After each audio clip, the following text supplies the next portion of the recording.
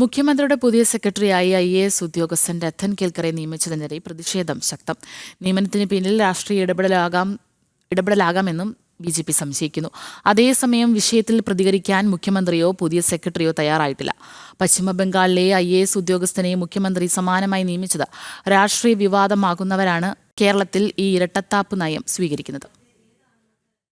മുഖ്യമന്ത്രിയുടെ ഓഫീസിലെ നിയമനങ്ങളിൽ വിമർശനം ശക്തമാവുകയാണ്.